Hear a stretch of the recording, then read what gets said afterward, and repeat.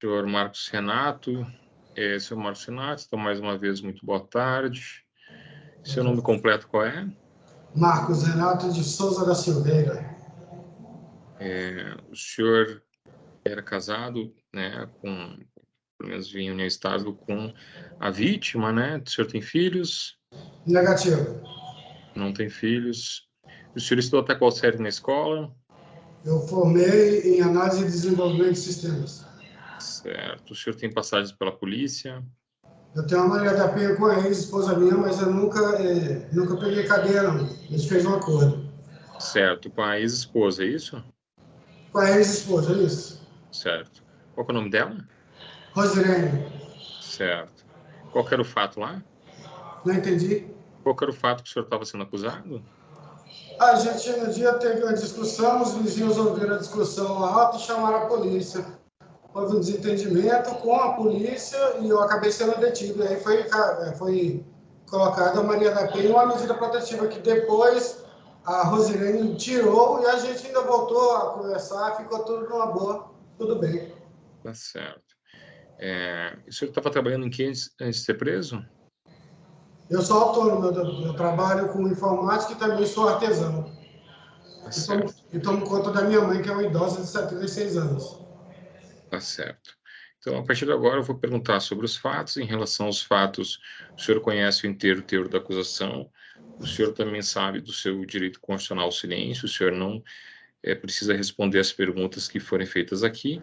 E se o senhor ficar em silêncio, isso não pode ser interpretado em seu prejuízo. Então, o senhor fala se o senhor quiser, tá certo? Já teve direito de entrevista reservada com o seu defensor também.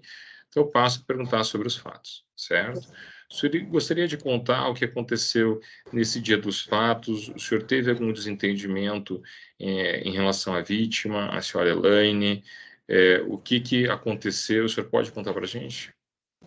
Bom, nós passamos um fim de semana normal, igual muitos que a gente passava. Bebemos, foi um fim de semana super tranquilo. Quando foi na segunda-feira, acordamos tarde, eu perdi o horário de fazer o almoço da minha mãe. E então eu levantei nervoso e apressado para cozinhar. E aí ele veio e perguntou por que eu estava nervoso. Eu dei uma resposta para ela que ela achou, ela ficou ofendida e foi embora. Foi uma coisa boa que eu falei na hora, mas ela se ofendeu e foi embora. Passado, ficamos um dia sem conversar. Um dia e mais alguma coisa, não me lembro mais ao certo. Eu sei que no dia seguinte, por volta das 7 da noite, eu vi uma postagem dela numa rede social e eu fiz um comentário para ver se ela me respondia. Como ela não respondeu, algum tempo depois eu comecei a ligar para ela no celular, via WhatsApp. Eu liguei e não atendia, liguei de novo e não atendia. Eu fiquei insistindo, passou o tempo, até que atendeu. Quem atendeu foi um rapaz, de nome Ayrton, acho que é o nome dele. E aí eu perguntei o que estava acontecendo.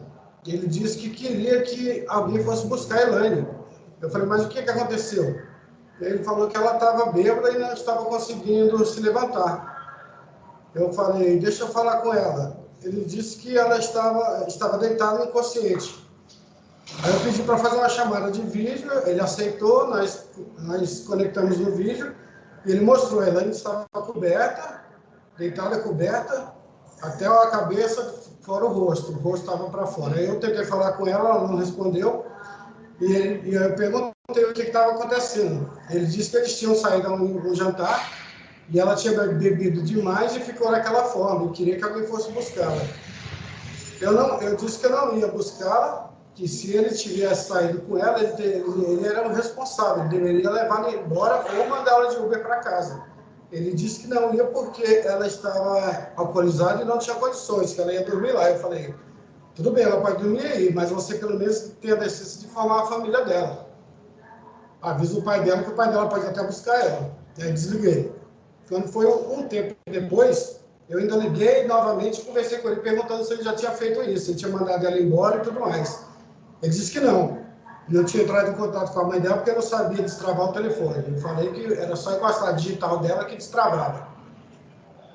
Aí tudo bem, desligou e eu fiquei aguardando. Quando passou um tempo, ela ligou, ela mesma ligou. ela falou comigo dizendo que estava indo para casa. E aí eu falei para ela que, eu não me lembro, já faz tanto tempo, eu sei que eu conversando com ela disse que estava indo para casa e eu peguei uma tela de celular que eu havia comprado para ela e eu fui para casa dela, porque ela ligou novamente, logo depois, e disse que já estava em casa. E aí eu falei, então eu estou indo aí te entregar a tela do seu celular, que estava quebrada. Aí eu cheguei na casa dela lá e interfonei. A mãe ou a irmã dela atendeu, eu perguntei se ela estava lá, ela disse que ela não estava, que ela havia saído em um encontro de quinta série, de um grupo de quinta série. E aí eu falei que eu estava com a tela do celular, se a mãe dela quisesse descer para buscar, ou se quem atendeu comigo quisesse descer para buscar. Não desceram, eu entrei no carro e fui embora. E quando eu estava indo embora, o telefone tocou novamente. Era a Elaine dizendo que já estava no Uber. Eu falei, você disse que estava em casa. Ela falou, não, eu estou no Uber, estou indo para a tua casa. Já estou passando pela IPTG. E aí eu falei, não, vá para a sua casa, não vá para a minha. Ela falou, eu vou para a sua casa. Aí eu insisti para ela ir para casa para a gente conversar no dia seguinte. Ela disse que ia para minha casa de todo jeito. Eu então comprei uma cerveja, fui para casa esperando ela chegar lá. Quando ela chegou, eu abri o portão e ela caiu no portão. O portão fez um barulho e ela caiu. Quando eu fui ver, ela estava se arrastando para dentro de casa. Ela entrou se arrastando. Ela caiu algumas vezes depois tentando se levantar. E depois ela sentou no meu colo, já pedindo desculpa. Ela estava muito alterada, muito alcoolizada. Ela estava muito fora de si. E aí a gente começou a conversar. Eu comecei a conversar tranquilo com ela, não excedi. E aí eu comecei a perguntar sobre o que estava acontecendo, o que tinha acontecido, quem era o rapaz que tinha atendido. Ela ficou negou por muito tempo. E aí ficamos lá bebendo e ela foi conversando comigo. Eu fui conversando com ela. E aí até que, enfim, ela assumiu que tinha saído com esse rapaz. Aí eu perguntei, o que tinha rolado? Ela falou, não rolou nada. O rapaz também tinha dito também antes que não tinha rolado nada. Pelo telefone mesmo, ele falou isso para mim. E aí eu perguntei para ela que história era essa, como é que tinha acontecido isso, por que ela tinha feito isso. Ela acabou confessando que foi uma amiga dela que arrumou o encontro. Aí eu pedi para olhar o celular dela, ela me mostrou a conversa com essa amiga dela, de nome Tereza, onde tinha até a foto do rapaz e a conversa. A conversa eu não li, mas aí ela saiu contando. A gente tinha uma relação muito boa, então ela contava tudo para mim, eu contava tudo para ela. A gente não tinha muito segredo, não. Ela me contou o que tinha acontecido sobre essa Tereza, entramos em contato com ambos. Eu pedi para o rapaz se afastar dela, ele aceitou tranquilo, numa boa, não houve discussão. E eu avisei para ela enviar uma mensagem para a Tereza, ou escolher entre eu e a amiga dela. Ou eu ou ela. Ela falou, eu escolho você. Então mandou uma mensagem no seu celular para ela, falando que você não vai mais ser amiga dela. Porque dessa forma eu não aceito. Aí ela enviou a mensagem para a amiga dela, já foi até no fim da noite isso aí. Se não me engano, foi a última coisa que ela fez no celular dela, foi essa mensagem. Ela gravou dizendo que me amava, que ia ficar comigo e que ia deixar de ser amiga dela, não podia mais continuar sendo amiga dela. Tranquilo, acabado isso, nós ficamos numa boa, namoramos um pouco lá fora, estávamos na garagem. Já estava para amanhecer, eu fui arrumar as latas, a bagunça que estava na frente, e ela foi fazer um prato de comida, né, que ela tinha mania de comer sempre de manhã. Fomos entrar, eu fui seguindo, ela foi seguindo na frente com o prato na mão. Ela deixou o prato cair já perto da entrada do meu quarto. E continuou andando. Eu não percebi, não reparei nada. Eu falei, amor, deixa que eu limpo, deixa que eu pego lá e limpo aqui, não precisa se preocupar. E eu voltei para pegar a vassoura e uma pá para limpar o prato que caiu com a comida. Quando eu voltei, ela estava já caída no chão no meu quarto. Eu larguei tudo e fui lá ver o que estava acontecendo. Ela estava desacordada e não tinha sinais de respiração. Eu comecei a me desesperar, eu até soprei na boca dela e eu senti que havia uma pressão, não estava passando o ar, estava bloqueado. Aí eu abri a boca dela para ver se tinha alguma coisa, eu não vi nada. Eu liguei para o SAMU e pedi socorro. Aí a mulher do SAMU me instruiu, eu falei que ela estava engasgada e não estava respirando. botei no Viva Voz, a médica do SAMU ficou me instruindo. Ela disse para eu levantar a nuca dela e abrir a boca novamente e olhar. Eu fiz isso e vi um pedaço de carne dentro da garganta dela. Aí eu falei, tinha um pedaço de carne e ela falou, tenta tirar. Eu meti o dedo, aí com a unha eu consegui puxar e arranquei fora um pedaço da carne. E aí eu falei, agora o que eu faço? Ela falou, levanta ela e faz o movimento que você bota a mão no estômago e faz um J para pressionar a pessoa a expelir. Eu fiz isso com ela e não saiu mais nada. Deitei ela novamente no chão e perguntei se eu podia fazer massagem cardíaca nela. Ela falou, pode fazer. Aí eu fiz a massagem cardíaca e na hora que eu sofri, eu senti o peito dela inflando. E na hora que eu parei, ela soltou o ar e fez, já voltando a respirar. Ela até começou a corar, que ela já estava ficando roxa. Os lábios e embaixo dos olhos. Ela voltou a respirar. Eu estava no atendimento com o SAMU e eu falei que ela tinha voltado a respirar. Logo em seguida, a moça do SAMU falou que já tinha chegado, estava lá na porta esperando. Eu saí correndo para abrir a porta. Lá fora tinham 2 viaturas do SAMU e uma do Corpo de Bombeiros. Chegaram 3 viaturas. Eu não lembro qual foi que atendeu. Eu sei que todos entraram na minha casa e fizeram o atendimento a ela. Eles pediram para eu não ficar no quarto, eu saí, eu fiquei com a minha mãe, ela começou a ficar nervosa, perguntando o que estava vendo aquela movimentação. Eu falei que a menina estava passando mal e o SAMU estava aqui para ajudar. E eu fiquei com a minha mãe para ela não ir ver. Eles fizeram os procedimentos deles, botaram ela numa maca e seguimos para o Hospital Regional da Samambaia. Chegando lá, ela deu a entrada, eu fui fazer a ficha dela com os dados que eu tinha em mente. E então eu liguei para a mãe dela, do celular dela mesmo, eu liguei para a mãe dela, já era de manhã isso, e avisei que tinha acontecido esse acidente. Aguardei o pessoal chegar, a família dela começou a chegar e me dispensaram, falando que eu podia ir embora. Eu entreguei o celular dela e eu fui para casa, de manhã. Fiquei o dia todo aguardando informações. Quando foi 10 e alguma coisa da noite, a madrasta dela ligou para mim, informando que ela havia falecido. Eu fiquei muito chocado, fiquei muito sem chão, chorei muito, até excedi minha voz, gritei alto. Eu estava na garagem, tinha um amigo meu comigo nesse momento. Quando nós descemos para o hospital, estava todo mundo chorando, aí começaram a perguntar o que tinha acontecido, e eu comecei a ouvir que ela tinha marcas, algumas marcas de agressão, e que a polícia havia sido acionada.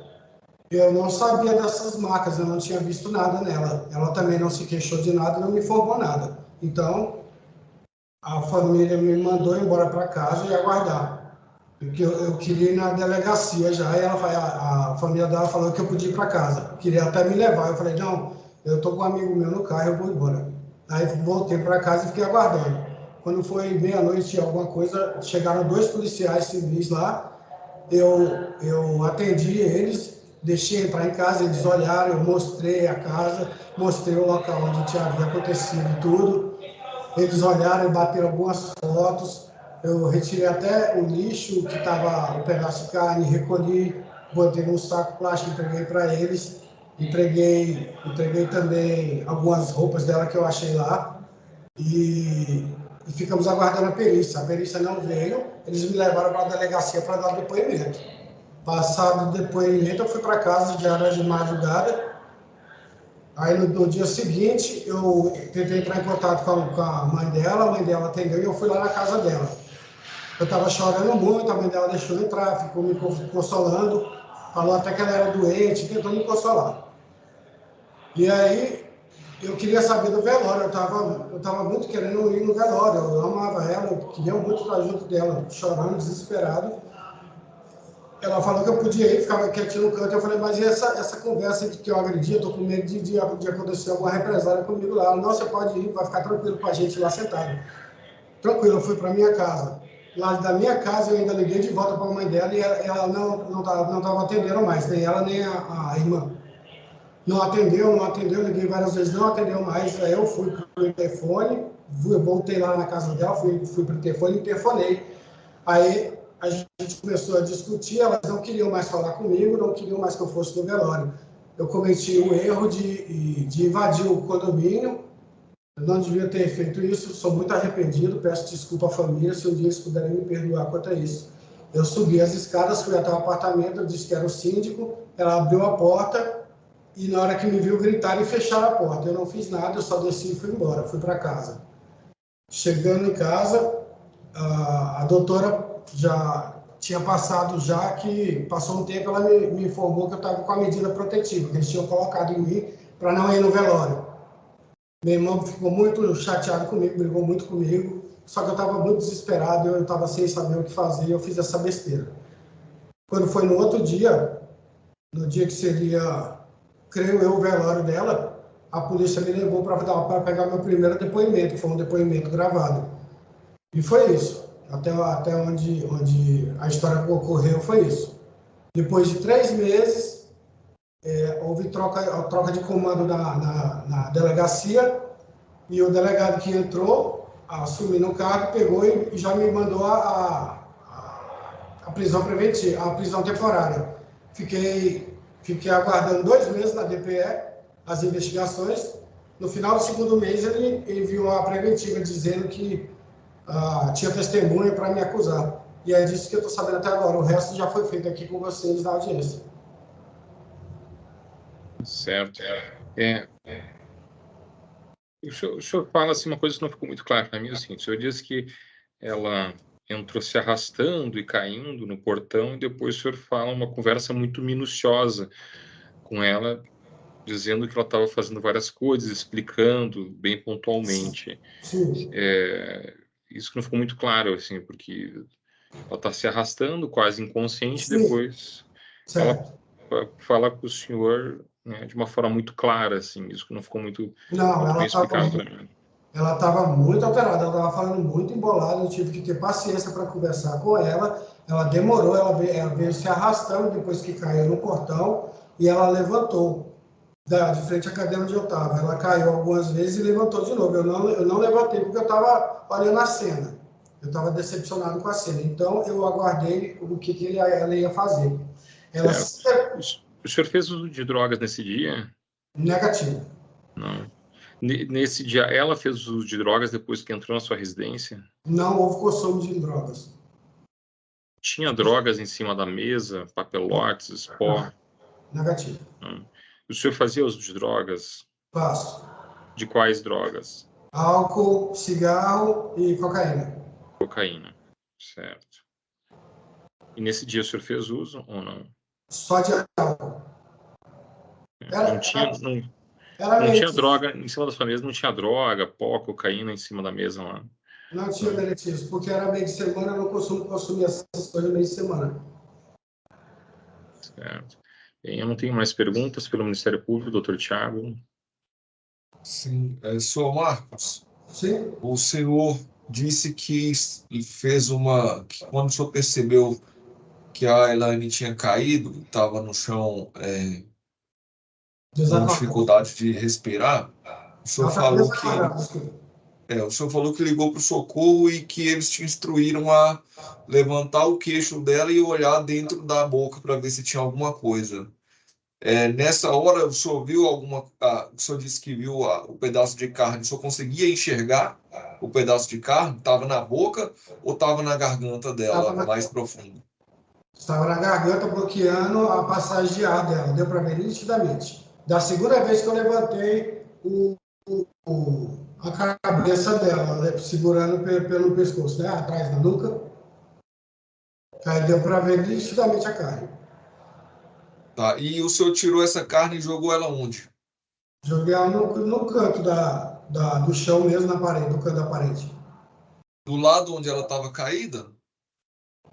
Sim. Ela estava caída logo na entrada do quarto, ao lado da cama.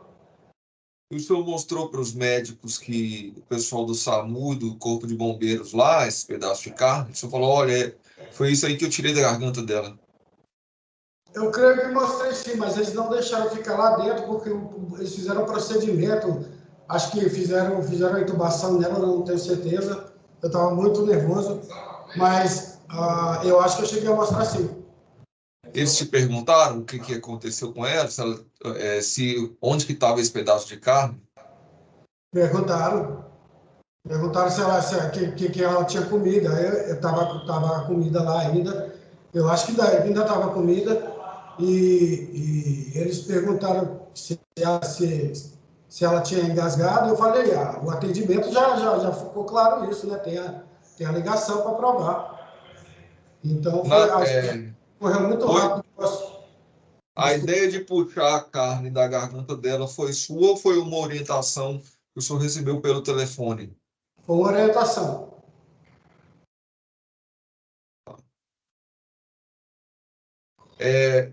Tinha alguns ralados no joelho dela e várias lesões bastante visíveis. Tanto no joelho, na coxa, nas fotos aqui do cadáver, tem lesões na coxa, tem lesões nos braços, tem lesões no cotovelo e muitas lesões no pescoço, senhor Marcos, que não foram explicadas. Então, eu queria que o senhor me dissesse como que aconteceram essas lesões nela. Como é que o senhor explica isso? Como eu havia dito antes, eu não percebi lesão nenhuma nela, nenhum arranhão, nenhum machucado. Então, eu fiz o procedimento todinho, eu não cheguei a reparar se ela estava com algum machucado, não vi. Tá, sua ex-esposa, ela prestou um depoimento aqui, disse que o senhor tentou esganar ela mais de uma vez. O senhor tentou enforcar ela, nas palavras dela, enforcar, né? Colocar a mão e tentar sufocar ela. Isso aconteceu? A sua ex-esposa, a dona Roserene. Sim. Isso não Isso é verdade. é mentira? Isso não é verdade, não aconteceu. Porque o senhor disse que tem uma relação muito boa com ela e tudo, então é contraditório que ela venha aqui no processo e mentir para te prejudicar se o senhor tinha uma boa relação com ela. Ela pode ter ficado magoada por eu ter terminado o relacionamento e conversar com ela, né? Porque o que eu não queria interromper, porque eu estava em outro relacionamento e ela também tinha os relacionamentos dela. Ela pode ter ficado magoada comigo por isso. Mas se tivesse ocorrido realmente, ela não teria tirado a medida protetiva e a gente não teria tido nenhum vínculo de amizade depois. O senhor disse que tinha uma relação muito boa com a Elaine, né? O senhor não costumava ofendê-la, humilhar ela de alguma maneira, alguma coisa nesse sentido? Porque a gente tem informações de depoimentos aqui falando que, inclusive uma gravação dela mesma falando que o senhor fazia essas coisas com ela. Então eu queria que o senhor esclarecesse. A Elaine era uma pessoa muito melancólica, ela fazia muito uso de álcool, medicação, drogas, e ela ficava muito depressiva, ela fazia tratamento psicólogo e psiquiátrico. Então, às vezes que eu cheguei a discutir com ela, era porque ela se fazia de vítima para tudo, então tudo para ela era motivo dela se safar dando de vítima. As nossas discussões, a maioria, eram esses tipos de coisa. Mas eu sempre incentivei ela, inclusive incentivei ela a parar de beber bebida quente. Eu estava trabalhando junto com ela para melhorar e melhorar ela também. A gente tinha um relacionamento muito bem. Tá. Na hora do socorro, na hora que o senhor ligou para o socorro, que aconteceu tudo isso, o senhor já explicou que o senhor estava arrumando a casa, né? Tomando conta dos seus afazeres. Isso foi mais ou menos que horas? Assim, estava amanhecendo já? Que, pelo relato aqui dos fatos, isso aconteceu numa madrugada, né? E o socorro chegou por volta de 7 horas da manhã. Então, isso aí aconteceu, esse fato, essa hora que ele engasgou mesmo, aconteceu que horas mais ou menos? Eu estava de dia? A hora que eu fui cozinhar, eu fui fazer o almoço para minha mãe. Então, era meio-dia da segunda-feira. Não teve nada, não arrumei a casa depois que aconteceu o fato. Não, eu estou falando da hora que ela foi socorrida pelo SAMU. Não. Antes, que hora foi que ela engasgou? Que o senhor está na sua versão que você está falando que ela se engasgou. Que horas que era mais ou menos? Quanto tempo antes? Já foi no final da noite, já era coisa de... Era mais de 4h30 da madrugada, já estava para amanhecer já. Tá, e aí me chamou a atenção que o senhor disse que foi lá na casa dela entregar uma tela de celular. E o senhor foi entregar essa tela de celular no meio da madrugada? Não, isso foi quando tudo começou. Tudo começou às 7 horas da noite. Quando foi 9 horas que ela conseguiu entrar em contato comigo. Foi em torno de 9 horas e daí 10 horas que eu fui na casa dela. 9 horas da noite. Tá. Tá bom, eu estou satisfeito. Obrigado. Obrigado, doutor Tiago, pela defesa, doutora Raquel. Tem pergunta assim. Boa tarde, seu Marcos. Não, me falando comigo, doutor? Está ouvindo? Sou sua defesa. Boa tarde. Boa tarde. Vou perguntar para o senhor.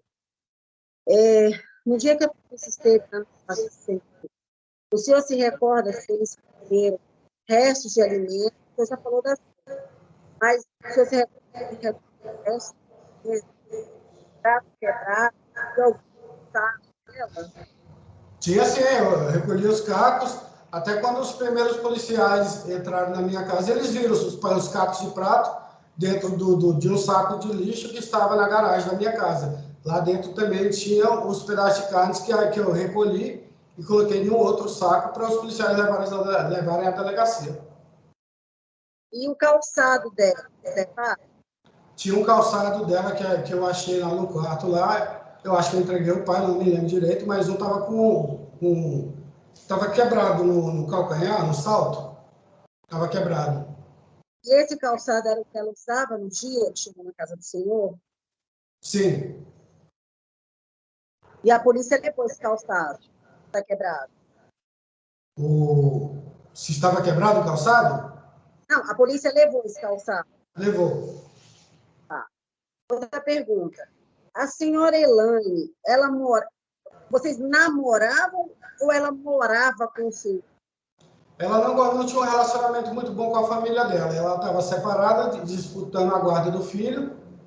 E ela gostava de ficar comigo na minha casa. Minha mãe adorava ela adorava minha mãe. Ela ensinou muitos procedimentos a cuidar, como trocar de fralda, dar banho na minha mãe na cama, fazer a limpeza. Então, a gente tinha uma relação muito boa e ela adorava ficar na minha casa. Tanto que diversas vezes, para ir embora, ela ia chorando. Ela me enviava várias mensagens durante o dia todo que estava em casa, brigando com a família dela, brigando com a mãe, com a irmã dela. Ela não se dava muito bem com a família. Então, Marcos, deixa eu fazer uma pergunta para o senhor. O senhor citou essa questão de trocar a fralda da mãe do senhor e que o senhor também é artesão. O senhor usava algum equipamento para poder trocar a mãe do senhor, mesmo o artesanato do senhor? Equipamento, que tipo de equipamento a senhora fala? Tem algo para proteger o senhor? Eu tenho algumas luvas lá que eu trabalho com artesanato, então para fazer pintura, às vezes eu pinto com luvas, só que eu não utilizo muito, porque perde o tato. Então não comprei nem caixa de luva, eu tenho só algumas avulsos lá. São poucas, porque eu também mexo com impressão 3D, mexo com resina e é tóxica, né? Às vezes tem que usar luva mesmo. Mas eu nem sou muito de usar. A última pergunta, senhor Marcos. Após a prisão do senhor, porque residia só o senhor e a mãe do senhor,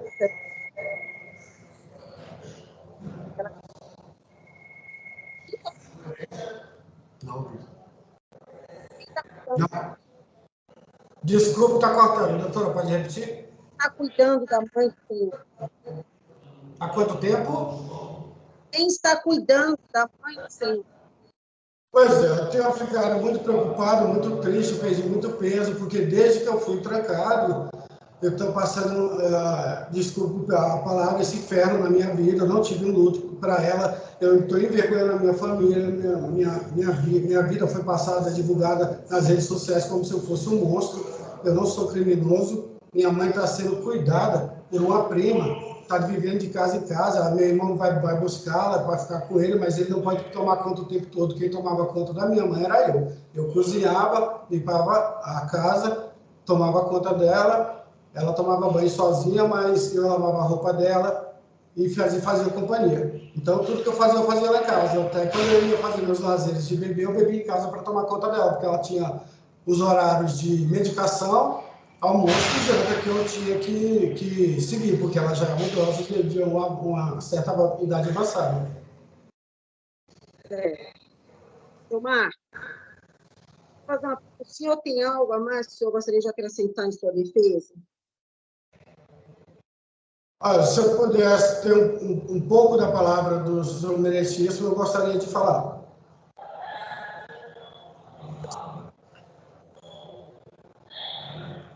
Posso? Você pode falar. Doutor, eu já estou encarcerado há 4 meses. Eu acredito que eu sofri perseguição do senhor delegado que cuidou do caso, porque desde o início, até a outra equipe que acompanhou o caso do início, eles fizeram atendimento, fizeram todo o serviço deles, mas nenhum foi agressivo comigo, nenhum foi arrogante, eles me trataram muito bem. Fui fazer o depoimento, fui super bem tratado. Teve até momentos que eles ficaram meio irônicos com a história. Eles me deram o papel para fazer o corpo de delito, e eu ainda perguntei no final, eu tenho que ir agora? Porque já estava ficando à noite, no dia que fui dar o primeiro depoimento gravado. Aí o delegado ainda falou, você pode ir agora, pode ir amanhã, vai na hora que você quiser. Então, assim, eles que acompanharam do início do caso, deu para ver que ficou evidente que eles perceberam a real situação que havia acontecido ali. E esse delegado de agora, ele simplesmente me massacrou. Eu fui divulgado em mídias sociais, eu agradeci para esse presídio, eu estou vivendo essa vida aqui um inferno, por perdão da palavra, eu não mereço isso, a minha mãe está sozinha, precisando de mim, no final da vida dela eu vou estar preso, pagando uma coisa injusta, uma prisão indevida, que eu não fiz nada, eu não sou criminoso, eu nunca fui mal, e minha mãe está lá sozinha em casa. Não, ela não vive só, mas ela vai ficar vivendo com outras pessoas que não sabem cuidar direito dela. Eu sempre dei amor, eu amei minha mãe, eu amo a Elaine, eu nunca faria nada de mal àquela mulher, nunca teria coragem de matar uma mulher. Então, eu estou achando isso só muita covardia comigo, já há 4 meses que eu estou vivendo, só em presídio, trancado em grade, e há quase 8 meses já de dor, de tortura que eu estou passando na minha vida. Eu não sou criminoso, eu quero minha vida de volta, eu acho que eu tenho direito. Desculpa. Só isso. Certo. Mais alguma coisa, doutora Raquel? Não, agradeço, Feliz. Tá certo. Então, não havendo mais perguntas, está encerrado o interrogatório.